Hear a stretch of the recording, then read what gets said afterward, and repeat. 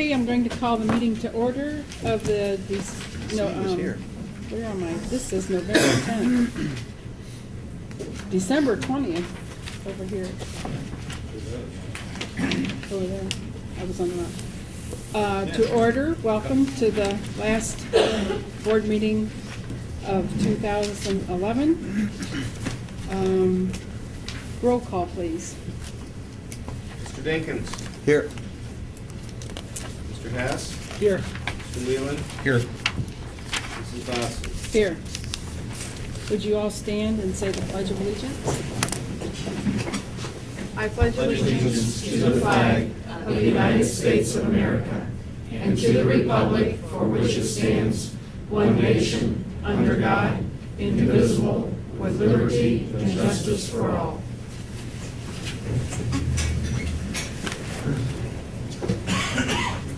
All right, at this time, we'll have, Mrs. Collins is here. Sorry. At this time, we'll have number 4, presentation, Race to the Top update. On November 1st, Lisa Hassler, myself, Megan Babcock, and Mary Meadows attended the Ohio's Race to the Top statewide conference, and we attended sessions on such things as data that's available on the computer for teachers to view, by student, by class, very timely. Instructional improvement system information that's going to be rolling out from the state, which would be electronic curriculum and assessment. And we also attended sessions on teacher evaluations. I'm going to report on parts B and C, and part B is on standards, and some of the things that are going on in our district as Race to the Top is supporting is we are in the process of piloting Singapore Math at K3, and on 2 days in January, all of our teachers in grades 4 through 12 on 2 separate days, 1-7-12, 1-4-6, will be working with the math consultant from ESC, and Race to the Top supports the sub-money for that in order to roll out the new math standards. So we'll be going quite deep. The new math standards are what's called the Common Core. The Common Core is about 48 states agreed to adopt the same math and English language arts standards. So our state is one of those. And so we'll be looking at the math standards. All of our staff members, K-12, now have the Common Core language arts standards. We need to get deeper and roll those out, but we do have those in teachers' hands. Part C of the Race to the Top deals with formative assessments and data. And on the formative assessments, there's a new program called FIP, which has modules, and it stands for Formative Assessment something. But anyway, we're going to look at that, and at our January meeting, our consultant, Sally Levine, is going to be attending and sharing with us some modules that the teachers can participate in order to learn more about assessments, and especially as they relate to the new standards and the new state assessments coming out. They also will bring in other consultants to give us some more updates on some other things that are Race to the Top initiatives. The last Race to the Top section is teacher and principal evaluations, and I believe that Mr. Stauffer and the board attended the meeting where sessions were presented. I think so, at OSBA. Yeah. And we talked in November about the best way to notify principals and teachers about House Bill 153, which involves the teacher evaluations, and all teachers and principals in the district were given out some fact sheets from ODE regarding teacher evaluations. And just in a nutshell, it's going from teacher performance to student achievement, and from student achievement towards student growth. So those are things that are going to be coming in the next few years as far as teacher evaluations go. Question? Thank you. Thank you. Okay, at this time, we'll have construction update.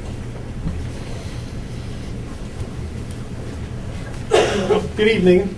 We've been out there now for about 2 months with our building contractors, and you probably see some things changing on the site. Right now, we're working on a lot of things at the lower level. The majority of our load-bearing footers are in place for the entire building. There's Still some load-bearing footers to do in Area G, which is the auditorium areas, but everything down below in the classroom wings and up through the middle of the building where the gyms are and the cafeteria and student dining area, those footers are all in place. Also going from the south part of the site through the classroom rings up through the middle of the building, majority of the underground plumbing's in place for all the sanitary sewer lines. There's some underground electrical also that's getting installed. So a lot of this stuff is happening at ground level, and you really don't see a lot of it coming up out of the ground yet. You've probably noticed some what looks like white coverings over the site. There's tarps that are laying over top of the masonry that's at the grade level to keep the masonry dry from the weather. Probably also notice there's a couple of tall scaffolds that are erected on the south side of the site. One of them is draped in visqueen. That's a tent that's been set up to build the interior corridor wall in Area A. There's also scaffolding that's set a little bit further to the south. That'll be tented also as we start building those interior corridor walls. On the golf property down below, there's still a lot of work going on down there by Lockhart Construction. If you recall, that's where all of our stormwater is going to be navigated from the site to leave the entire area. They're working on the stormwater detention pond and the dike that goes around that pond. The sanitary sewer is completely in. The majority of the storm lines are in to take the water down to that site. There's a couple of head walls that have to be built down there yet as well. But they're concentrating their efforts down on that part of the site. Last week we had a partnering session with our building trade contractors. This is one of the things that OSFC requires of us to do with the contractors, where we bring them in and we have a facilitator lead the meeting, and we talk about kind of like the rules and the responsibilities of all parties and how we're going to process paperwork and things like that. And one of the things that we were really impressing upon our contractors was the importance of the schedule, and that we cannot miss the end date on this job, and everybody's expected to maintain the schedule and stay on schedule. We have asked our general trades contractor to go back and relook at some of the activities on the schedule and provide us with what we call a recovery schedule, because there is a little bit of slippage on the schedule right now. What we want to do is we want to hit this right now and hit it hard right now and make sure we get everybody back on track, because we don't have any time to be wasting, if you will, at this early stage of the game. I'm encouraged by the fact that our contractors are out there working in some pretty tough weather conditions, and they did understand that we want the masonry tented and they have to keep working through the winter. So that's a good thing, and we're seeing some positive signs there, but we are absolutely driving the schedule because we're not going to miss the end date on this project, and they are well aware of that. Later on in the evening, there'll be a resolution we're asking the board to pass for us to go out for our next bid packages. In January, we're going to be bidding the abatement work for the high school, Springfield High School. If you recall, we talked about having to do abatement in the Springfield High School in 3 phases over the summers. We had a successful bit of work done last summer. This summer, we're undertaking the largest scope of that abatement project. We're going to be working in the main high school building on all 3 floors and doing the majority of the abatement this summer, because we have to be ready to demolish the high school next summer. There will be one more abatement bid that will be done in 2013. And once again, the package that we're bidding in January is going to be for the majority of the work. In February, we plan on bidding the turning lane work for adding a turning lane on Canton Road and also a turning lane on Sanitarium Road. Those turning lanes need to be added to get cars and traffic in and out of the site. Also in February, we plan on bidding the field house in its entirety, so that we can get that work underway this summer. Okay. Question about with the weather and obviously winter coming up. I know that they're going to be working through the winter. How is that going to be in regards to, are they going to put tents up and stuff to work kind of? The masonry has to be maintained at a certain temperature so that the mortar doesn't freeze. Okay. And in order to do that, when the weather starts getting cold, they have to erect the tents. And that's why you see the scaffold on the site that has the visqueen over it now. Right. They've tented that so they can keep the air temperature inside there warm enough for them to work. They're going to have to provide, put heaters in there and things like Right. that to keep the temperature up. Okay. I think it's great, pushing hard to stay on schedule, I just want to make sure quality. Quality absolutely will not be compromised. We have 2 superintendents out there that are watching the work every single day. And before the contractors start any major scopes of work, we have what's called a pre-installation meeting where we have the architect involved with us, and we sit down with the contractor and we go over what is in the specification, what's in the drawings, so we make sure that everybody understands what the expectation is. And we held those meetings quite often. And then we take meeting minutes and distribute those, so we make sure everybody's on the same page with what that expectation is. Also in January, we will be building what's called a mock-up masonry wall. Contractors are required to build a sample of the wall that we're going to be building to. That'll include the masonry, the CMU masonry on the interior part of the wall. It'll show how the face brick is connected and tied into the masonry. It'll also show the insulation that fits between the wall cavity, and it'll also show the flashing to show how the water is kept out of the building. The wall will be built and it'll be looked at by the architect, and also the commissioning agent will be looking at it as well. Everybody will have a chance to look at it, critique it, and that wall will establish what the quality level is on the masonry for the project. Where do you build that wall? It'll be built down on the site. It'll be, I don't know, 4 to 8 feet wide and probably about 8 feet tall. They have to get all the different components of the masonry construction in the wall so that we can see how all that's going to be put together. What protection do we have if that the plastic's very thin, the heat needs to be maintained? What protection do we have at night to know that heat will be maintained at the proper level? Or if the heater goes down, if somebody doesn't flip it on in the morning when they come in, and we don't know that that proper temperature has been maintained. Our superintendents are monitoring that throughout the day, and they're working with the contractor's foreman to make sure that those things are taken care of. Okay, but even through the evening hours? In the evening, they have to maintain that temperature in there. Okay. Mm-hmm. Mr. Hopper and I attended the construction meeting, and it was very enlightening. I thought, oh my gosh, 3 or 4 hours, this is going to be so boring, and it wasn't. It was very interesting, very interesting. Good. What was the final determination on brick color? I know that has been debated. Changing of the guard? Yeah, I guess. As you know, we selected 3 bricks, a Belden brick, a Glengarry brick, and a Bowerson shale, and they were all considered equal. The one brick that we had you look at Portage Trails, I believe, was the Glengarry brick, and from what I understand, that's the brick the contractor's using. It's the samples back here in the back, so we haven't received that submittal yet, but we understand that's the brick they selected. Must have got the best deal on it, so I think it's what you expected and what you wanted, yes. Just a short report here. First of all, I'd like to introduce our field guy out on the job, Bob Thompson. And Bob is our construction representative, attending all the job meetings.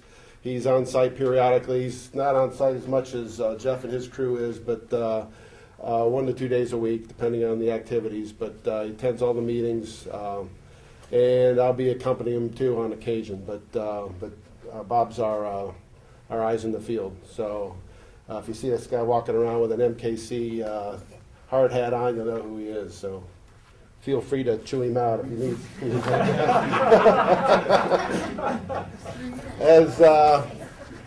As Jeff mentioned, we're busy working on the construction drawings for the field house and the maintenance building. We're going to put that together as sort of one bid package. Our civil engineers, Crockesser Engineering, is working on the turning lanes. So our goal is to get those construction documents to Jeff and his staff by the middle of January. They prepare the cost estimate. We may have to do what we went through before, that value engineering phase, to look at things and get that estimate where it needs to be. But and then we'll be ready to go out to bid in mid-February, like you said. One of the other things we'll be involved with is the selection of the colors. And what I did was take some bad pictures of our color boards. This is an example from another school project, but it is something that we prepare in combination with the color committee. We'll work to take the actual samples of all the finished materials in the building, carpet, floor tile, locker colors, door frame colors, door colors, wood, cabinetry, all those colors need to be selected. And we'll have some meetings with the color committee to pull together a scheme and then prepare these color boards and make a presentation to you as the board. As you can see, not only are the samples included there, but we've also included the floor patterns for the various rooms and an interior rendition of how that space would look with those colors. Now we'll have many boards, so we'll have boards on the gym, the classrooms, the cafeteria, the offices, the restrooms, locker rooms. So there'll be a series of boards with all these samples. So the color committee will have their work cut out for them. Let me just say that. And They're ready to go. chomping at the bit. Right now, we're awaiting these samples from the contractor. We want to use the actual samples from the manufacturers that they have selected. As you know, we have specified 3 manufacturers for every product, and so we really don't know who they've selected until they make their submittals to us. Most of those samples are coming in as we speak, and so probably after the holidays, we'll have to convene the color committee and get things rolling on that. So it's kind of a long process, but it's what has to happen. So. Dave, this is an example of what the color board will look like. Well, it'll be more. It'll be the boards will be 30 inches by 42, and there'll be actual samples, and of course the colors will come through. But this was just an example of one of those boards from a past project. So I didn't want to lug in a whole board tonight, so but just so you get the idea of what to expect. All right. Okay. Color committee's made up of teachers in the district, right? Teachers and administrators. Okay. Don't want too many on the color committee, believe me. It gets kind of messy. So, but we have the right number. To us, he shouldn't be on there. Only if you want everything to not match. I'm your guy. Mr. Stoffer and I keep our mouths shut, I think, pretty much on that. So. All right. Thank you. Thanks, Dave. Thank you. Thanks, John. Okay, item number 6, a presentation about 6th grade outdoor education camp. This year, our outdoor ed is going to be on May 29th and May 30th, the last 2 days of school, which will be something exciting for the 6th graders. We have been able to lower the cost this year so we get more participants. Last year, the cost was $80, and because of the cost, only half of our student body of 6th graders attended, and we found that very unfortunate for such a program. So we were able to not do the overnight stay, and we have done fundraisers and stuff. Have started taking payments on it. We have now 95% of our 6th graders have signed up or agreed to go this year. So it's 45% higher than what we had last year. So we're excited about that. We were able to do that cost and lower it and still maintain all the daily activities of horseback riding, rock climbing, archery, canoeing, fishing, low ropes, cooking, and all those sorts of things. But the biggest thing was we were able to keep it down to $55 instead of the $80. And we're glad to see that most of the 6th graders have jumped on board with that, with the lower cost and their parents. We've had a positive feedback on it. Very good. Any questions? Dave has a handout, and I forgot to make copies of it for you, Dave. I will electronically put that to you then. Okay. You fundraise a portion of the cost, but not. This fall we did fundraiser for the first time this year, pies, selling pies. So some of the 6th graders were at your door asking you to buy pies. That was what was funding their trip. Yeah. I assume if anybody wants to make donations, you can still accept. Absolutely. Yes. And the major change is it's not overnight this year, correct? It's not overnight, Right. so it's to lower the cost. That was the Right. only way we could lower the cost for more students to be involved. Sure, but they're going to be there from. They're going to be there from SLP. 9 to approximately 4:30, quarter till 5 every day. Are there any For 2 evening- days. What evening activities will they miss? It was like a group talk and walk. That was it. Yeah, that they would miss. Night hikes. It was like a night hike, and they did an activity like that. Yeah, it was in one game. So for that, we figured for. Miss out on trying to get all those kids to sleep and all that. Yeah. I've been So there. we'll have some other kind of activity then to keep us all awake. The first night they never went to sleep anyway, I think. But No. The second night they were crashed. Yeah. Okay, any Any other questions? questions? Thanks, Dave, for Okay, all your thank you. hard work on that. Thanks. Thanks. Thanks, Lisa. All right, item number 7, presentation of the fitness trail.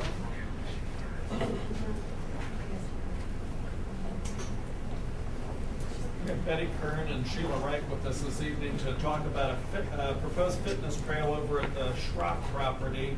I had the opportunity, we met, a week or so ago, I guess. And they have what I think is a terrific idea. It's the best way to get some publicity and get the community involved, I think, is do a board presentation. So, Betty, it's all yours. Thank you. So my technology is back there without a plug, so I just have to talk. I was going to just show pictures and not talk, but I'm talking instead, so that's okay. And those of you who know me know that's okay. So anyway, this fall we had a running club, which we had 120 students come out, which shocked me to say the least. So I saw that we really have kids that are very interested in being physically active. So Sheila and I were talking one day, just talking about things and biking and running, and we said, wouldn't it be cool to have a trail on the property? So we went out and we walked around and we saw that the property really supports a fitness trail as far as the whole part behind Boyer and up along the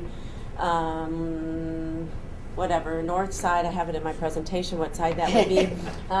Side is almost has a trail there, and it's a quarter mile on that one north side of Boyer. So I took my dad out and he said, oh, a bobcat can go through this one part that's wooded very simply. So through my travels the last few years have met a guy in Columbus who just put a fitness trail in, and he has lots of good information for us, and I actually have a picture on my laptop if you'd like to see that of what their trail looks like, and very affordable. There are also some grants available. Lowe's has a very nice grant. They have 2, one that's up to, is the first one up to 5?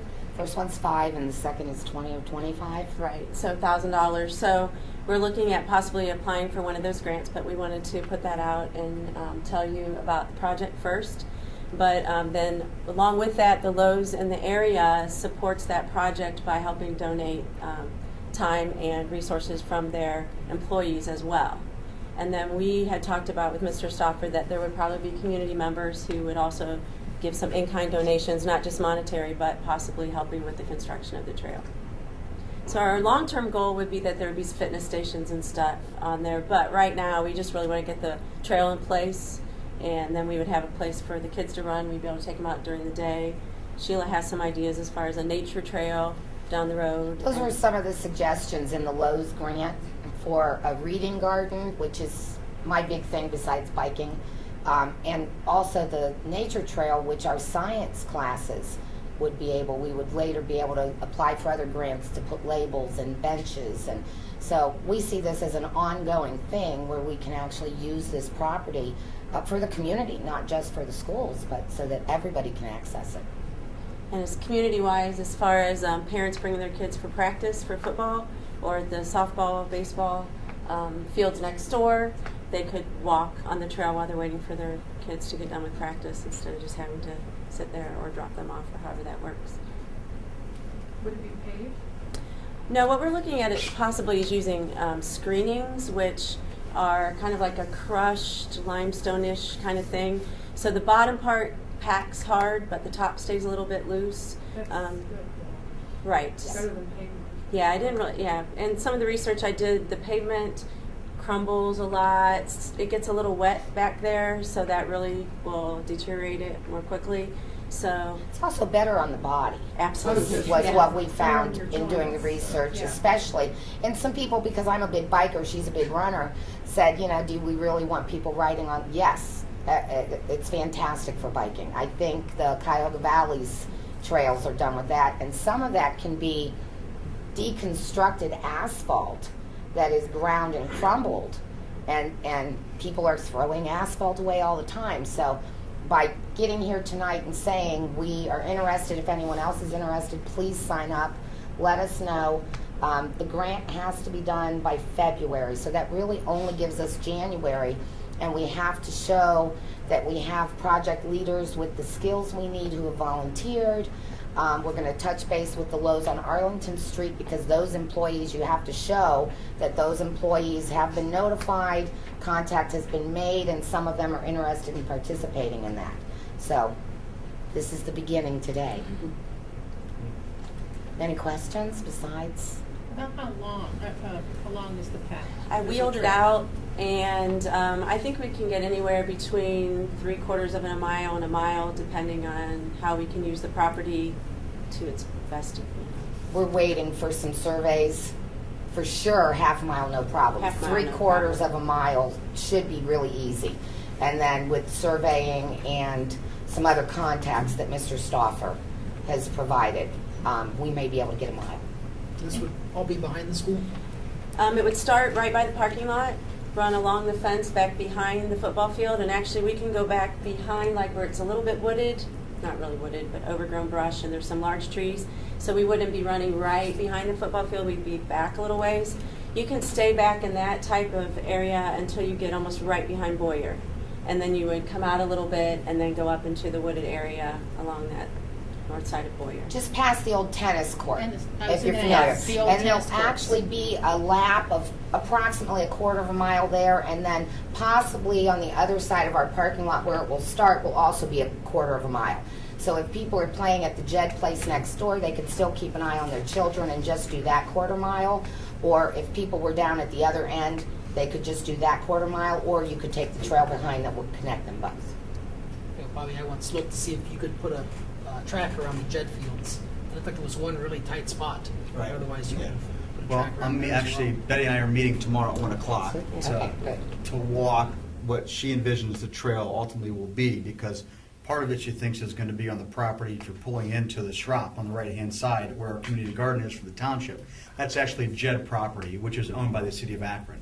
So I want to see what Betty's got in mind as far as the trail goes, and then I'll present something to our trustees or make a contact with the city of Akron to see if they will allow us to put some of their trail on their property. They've allowed us to put the community garden on there so far, so for something like this, I would imagine they would okay that also. So we're going to walk that trail tomorrow, actually. Betty, next steps? Yeah, you're putting together a committee, or Yes, we you're need gonna to have a put a meeting? or- committee together. We talked about having a meeting the first week back from vacation, so I think we said Thursday that week. I think so. Have a meeting that week just to kind of, we have to get started on the grant, because even though it's not due till mid-February, once Lowe's, the foundation grants get 1,500 applicants, then they cut them off. So the sooner you get it in, the better, as far as having the possibility of being awarded the grant. If you can get me the meeting date and the time, Okay. I'll have Dustin put it on our website. Okay. We want to say. Can it go on channel Is that 15 that also? Thursday? Yeah, because we go back to. That's a question for Mr. Chenoweth, is something that we can get that on channel 15? Time, later evening, better than earlier? Get the word out there. Yeah, Channel but 15. Okay. This is a wonderful idea, I think, that benefits both our students and the community. Oh, So, Betty and Sheila, thanks for all your hard work. Yes. Great idea. Thank you for your input, and thank you for tomorrow Sure. ahead of time. Thank you. Thanks. Item number 8, approval of minutes. It is recommended that the board approve the minutes of the regular meeting of November 10th, 2011. So moved. Second? Roll call, please. Mr. Weldon. Yes. Mr. Hess. Yes. Mr. Dinkins. Yes. Mrs. Dodson. Yes. Mrs. Collins. Yes. Motion carried. At this time, we have citizens' comments on agenda items. Citizens' comments on agenda items are welcome at this time. Yes, Give your name and My name where you is live. Nanette Folsom. I'm the union field rep for Local 179 and Local 530, which is the bus drivers. We're here tonight to comment on the addendum for the school bus transportation services agreement. And what we would like to do is to give the board an opportunity to look at a package that has been prepared that may be more fiscally responsible in the long term than a 5-year contract with First Student. We've gone through and we have checked with lease to own options with 3 different companies of manufacturers of buses. We believe that we can present a plan to the board that would have the district operating in the black within a 4 to 5 year period and owning their own buses again. And we believe that it's a positive for the community. And in fact, the commission before they left had encouraged that the board and the district look forward to retaining control of their own busing. And we have packages prepared for the board tonight. We would like you to look at the information. It's nothing that that we have not presented. We presented to Mr. Stauffer and to Chris and to Dan. We found out that this was on the board agenda tonight for a 5-year contract. And we have issues with not only the fiscal portion of it, but also some of the management issues. And we believe that it's better to keep in-house your transportation costs and maintain control, as well as achieving fiscal responsibility.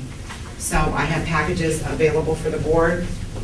If you would take them, and we're more than willing to set up a date to talk with the board and go over any of the questions or concerns that you may have, as well as how the documentation was attained and what the total cost of this would be. We do understand that the building will be torn down for the current bus garage, and that is an issue that would need to be addressed. It's our understanding as well that First Student has made some plans or has talked about some plans for providing a building to house the buses and to do the mechanical work.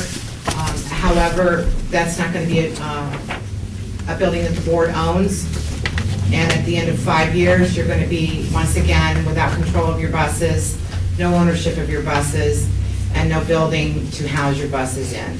So we'd ask that you look at the presentation, and I'm willing to leave my information, contact information at the end of the meeting, and we're more than willing to set up a meeting with the board to discuss what we presented.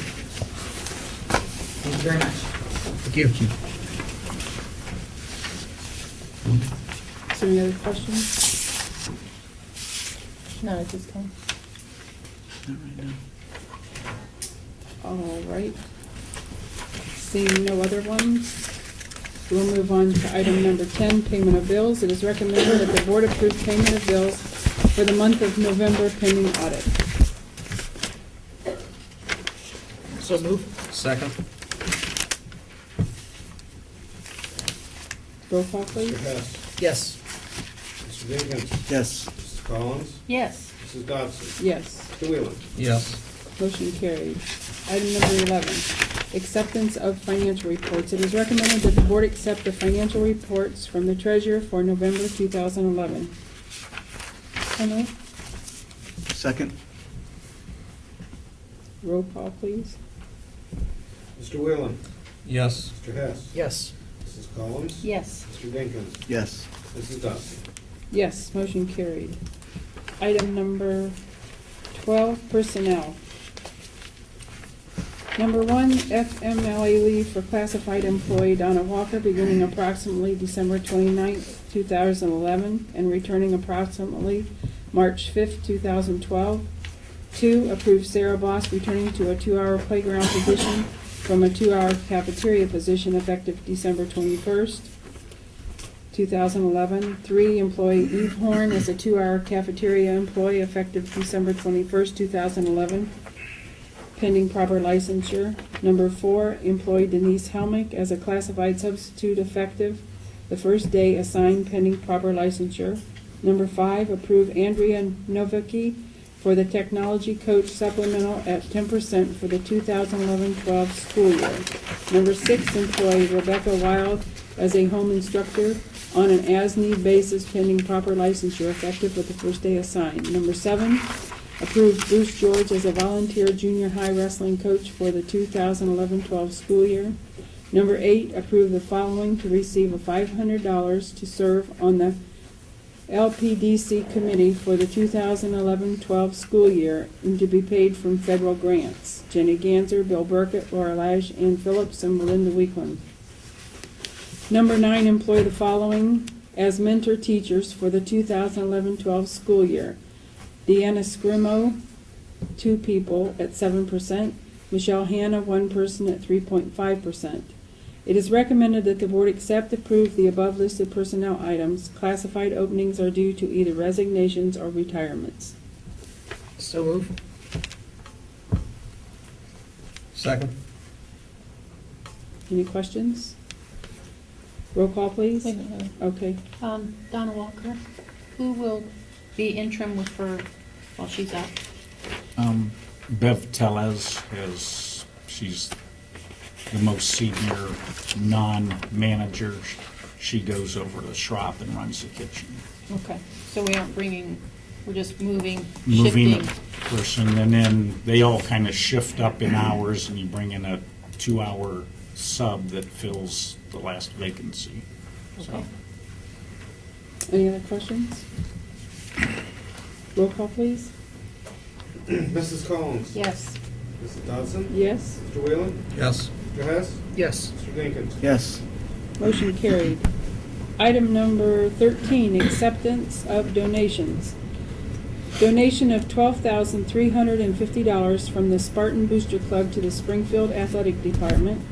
Number 2, donation of $3,000 from the Springfield Local Band Boosters to the Springfield Local School District to cover the cost of a supplemental contract for Alexa McLeaster.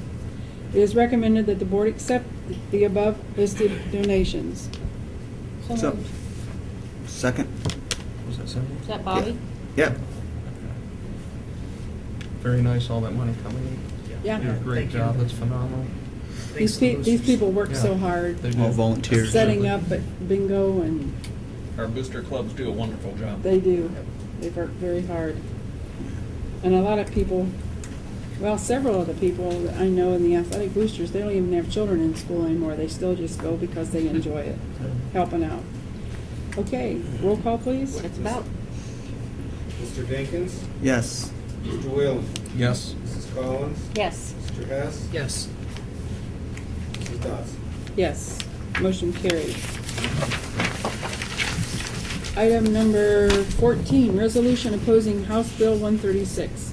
It is recommended that the board approve a resolution opposing House Bill 136 as in Exhibit 3. So move. Second. If I can, House Bill 136 is a bill that would provide subsidies for private school students with public tax dollars. The legislature has talked about amendments to House Bill 136. We are vehemently opposed to any sort of House Bill 136 that is in favor of vouchers. It's detrimental to public education. It's detrimental to the state funding, little bit of state funding that we get for education. It would be very, very detrimental to this district and other districts throughout the state of Ohio. I believe we lose about $650,000 a year to charter schools as it is. Is that the latest number I saw? More than that? Yeah, it's over 700. So if this would pass, we would lose most likely even more money from the district. Right. Although it's been watered down significantly from the original language. The new language states that they can't take any more than you get from the state, whereas they were going to take $1,500 away from you, and that's like an open enrollment student. Well, some districts only receive $1,000 from state funding because they're a high wealth district or whatever, however their formula works out. So they at least have addressed that issue, which was a huge one. But again, most of our organizations still oppose public funds going to private schools. But we lose 700,000 already. We'd lose more if this were passed. Absolutely. No question. That's right. It's over 5 years, that's $3.5 million. Put it on your forecast. So. Yeah, that's tough. Any other questions or comments? Roll call, please. Mrs. Dodson? Yes. Mr. Dinkins? Yes. Mrs. Collins? Abstain. Mr. Hess? Yes. Mr. Whelan? Yes. Motion carried. Item number 15, school law hotline agreement.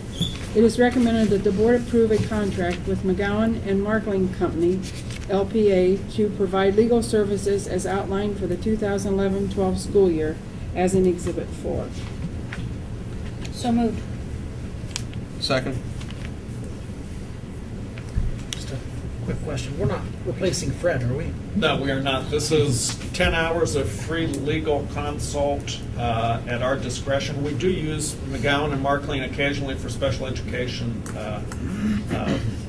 services, but no, we are not replacing Fred. Good. This would be in addition to. This is a freebie. He's excellent.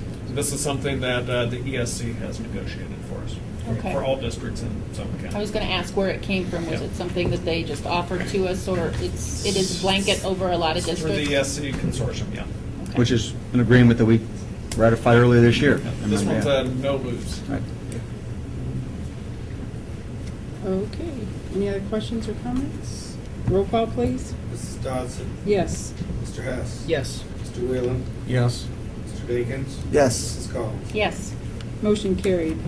Item number 16, OSBA membership. It is recommended that the board continue membership in the Ohio School Boards Association, OSBA, for the year 2012. The annual membership dues are $5,821. So moved. Second? I did. Neil. Okay, roll call, please. Mr. Whelan? Yes. Mrs. Collins? Yes. Mrs. Dodson? Yes. Mr. Hess? Yes. Mr. Dinkins? Yes. Motion carried.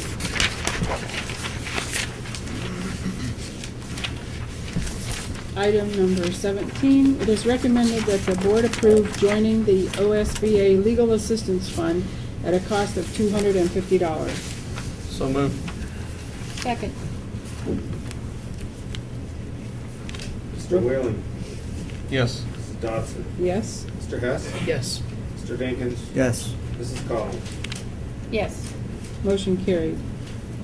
Item number 18, amended appropriations for fiscal year 2012. It is recommended that the board approve the amended appropriations for fiscal year 2012 as in Exhibit 5.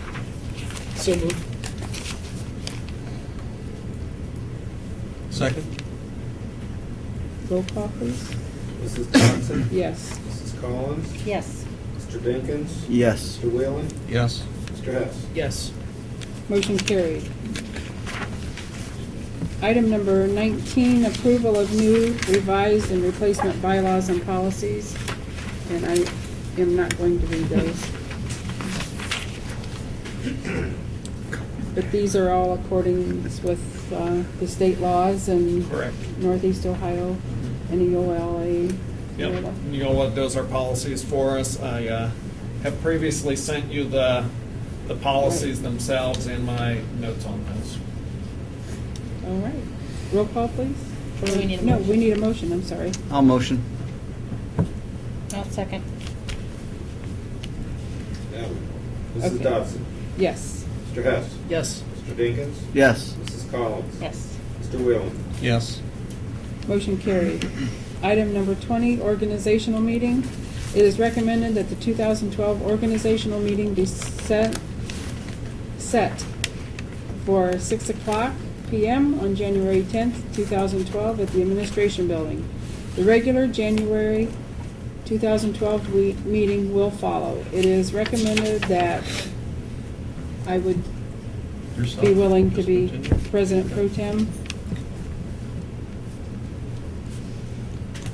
until the 2012 president is selected at the organizational meeting. Could I have a motion, please? So moved. Second? I know that Cindy, you had a concern about the date? I do. And I'm not sure if that was okay with everybody else or not, the date. Is everybody else okay? If we can switch the date, that would be Well, it so just good. depends on when you switch it to, because it Does it has have to to be be done by the before the 15th of January. Right. Can we go a week earlier? The 3rd? Yes. Anybody have a conflict? I don't- Dave, that's the first, that's the first, That's a Tuesday night. it's the first day back to school. I already have the budget, alternate tax budget, that's done, so, We're okay? well, for me. Dave, does that work for you? Tuesday night, Yes. The 3rd. 6 o'clock? Yes. Okay. It'll be a short agenda. We have the budget meeting too, so we have 3 meetings, we go in and out, in and out, in and out. Okay. So at 6 o'clock we're starting?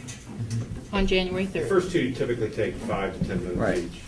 This time make it a little longer because we have to swear in a new member, and then we have to elect a vice president and president. All right, so it'll be January the 3rd at 6 PM.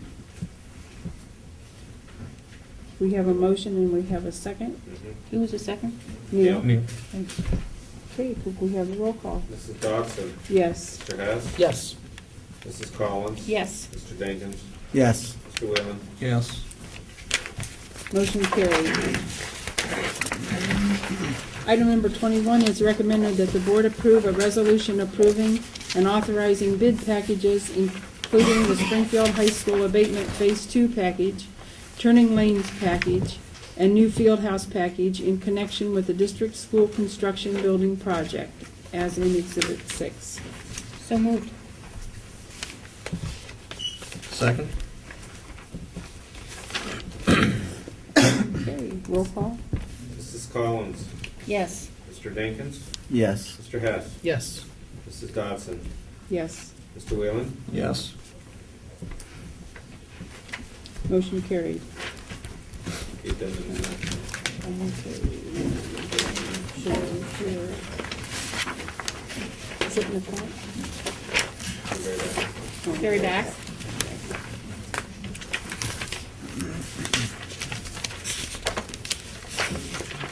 I can't find it either.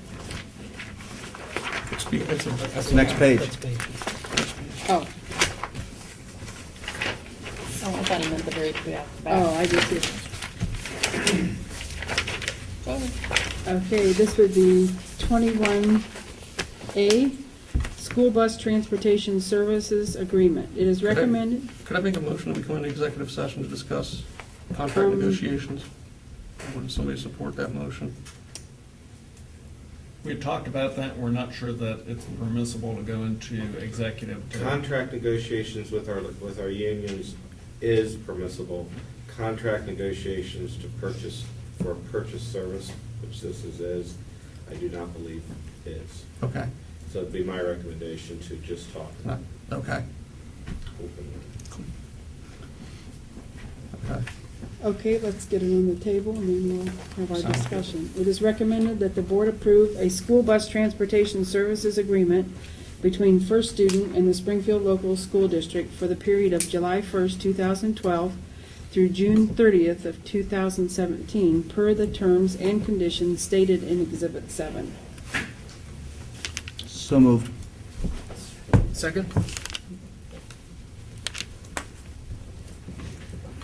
Okay, And as far as questions go, we have a couple of gentlemen with us this evening, Lonnie Meeker, who most of you know, who runs our terminal here, and Doug Meek from First Student.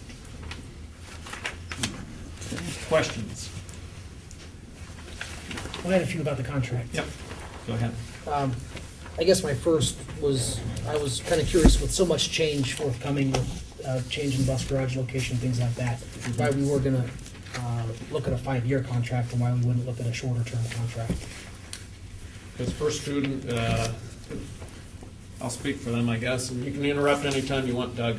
If they're gonna build a bus garage or lease and renovate a bus garage, they're looking for a long-term commitment. Do they service any other school districts in the area? I mean, are they doing this, would they be doing this bus garage strictly for Springfield, or are there other school districts that are serviced from it? Good evening. There's a couple of points to answer. Would you come to the table, please? Thank you.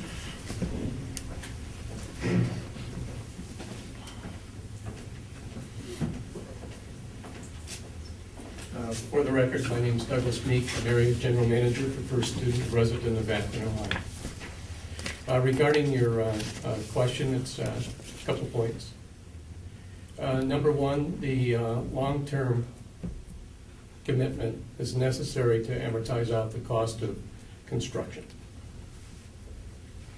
Number two, regarding the growth, there are two areas. One, given the appropriate size of property and with permission of the district, we would not enter into any agreements without permission of the district to provide services to other school districts nearby. Additionally, this last year and the previous year, we have seen significant growth in our evening, weekend, and summer charter business, which has provided opportunity for employment for the bus drivers that are employed by the district during the school year, and they're employed by First Student during the summer. Neil, also, it's very important to note that it's a 5-year contract, but the first 2 years was a freeze. And the administration wanted a 2-year additional freeze on top of the 4 years of freezes that have already occurred. So only in the last 3 years is there a minimal increase. So Yeah, I saw that. from a financial standpoint, it's satisfied. Mr. Meeks, you mentioned about constructing a garage, that the 5-year agreement, you can amortize that construction cost. If you don't construct a new garage and you go somewhere in the area and you lease, is there a difference then in amortizing? Because you're not amortizing a new building, you're just leasing a building that would be leased on a yearly basis or month-to-month basis. The lease would be the term of the contract that would mirror the district as a result of the demolition of the property that would be taking place here, with an option to extend for the full term.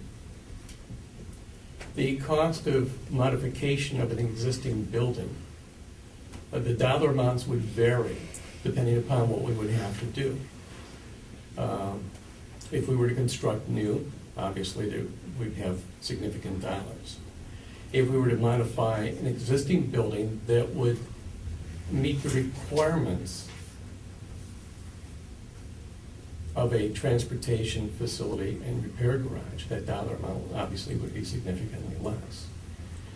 If we had to take a building that was, it might work, but we have to do significant modifications or additions to the property, then that too would be amortized. So there's a number of options the way we can go, and each is associated with a lesser or greater dollar amount.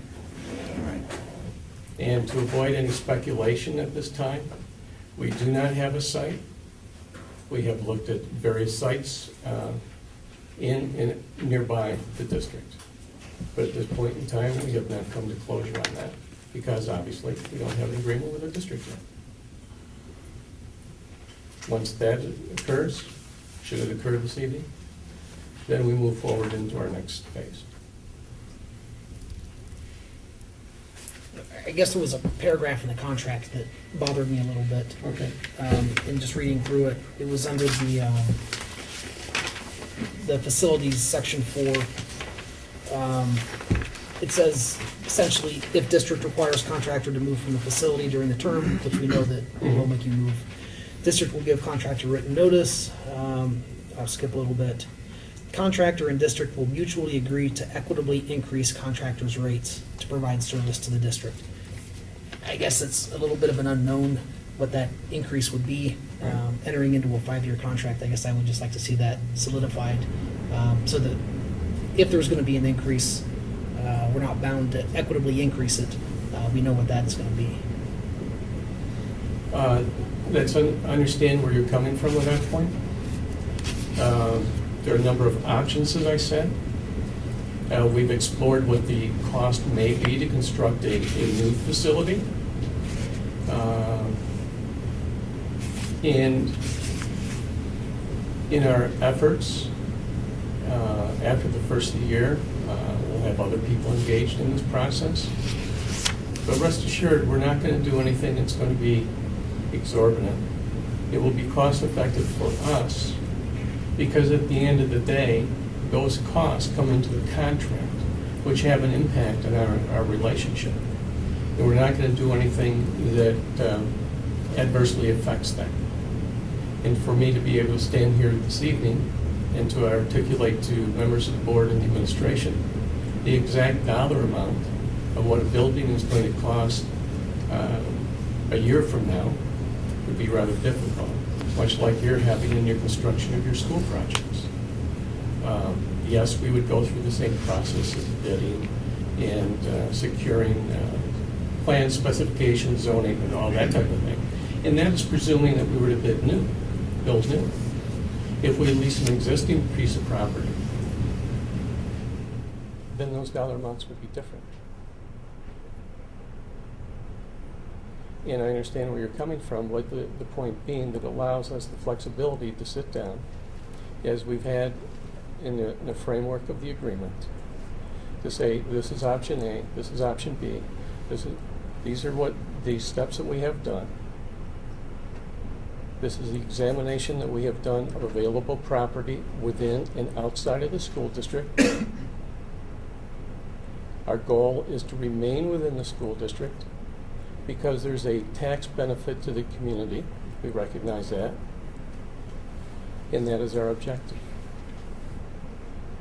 But I truly understand where you're coming from. That was the whole objective of putting that terminology within the agreement, so that the parties would sit down and talk about it. I'm sorry, I didn't hear that last sentence. That was the intent, to put the terminology in the agreement or the language in the agreement, so the parties could sit down and work through the process collaboratively. Yeah, we've discussed these issues as far as new construction, hypothetical, because the bottom line is the administration doesn't have the capacity, obviously. Correct me if I'm wrong. I mean, we're talking, the district does not have the capacity or the financial capacity to build a brand new bus garage right now. When we're talking a brand new building that we're hoping to stay in budget, and we're talking an administration building that we're gonna have to figure out, and then you're gonna talk in a bus building, and we just come out of fiscal emergency, and we're promising the taxpayers that we're not gonna get another operating levy. So there's balls to be juggled, and if I may amplify on that, if the size of the property and the building is sufficient for us to be able to grow our business, then the rate that would be put forth to the district would be less, because we have additional revenue streams to reduce that. And I can't, again, stand here tonight and say to you emphatically, well, if we do X for a facility, we're going to be able to have a revenue stream from whomever that negotiations or conversations have taken place with, and the impact it'll have. I'm not going to make false statements to you. No, and I appreciate that. I guess when entering into a contract, I would just like to have a better idea of what the price will be throughout. I mean, just the term "will mutually agree to equitably increase," I guess, disturbs me. Well, I can share with you that the increase that you have before you in the 5-year agreement averages out to be about 1.6% over a 5-year term. And as already been mentioned, the first 2 years are at 0. And that is in the home to school. And again, I understand where you're coming from. What if we aren't able to agree to an equitable increase at that point? I mean, do you go our separate ways? Are we able to do that with the contract? There's language within, I'm sorry, go ahead. I was just going to say, I believe there's arbitration clause in there. There is, and there's also language that allows the district, by mutual agreement, to terminate the agreement.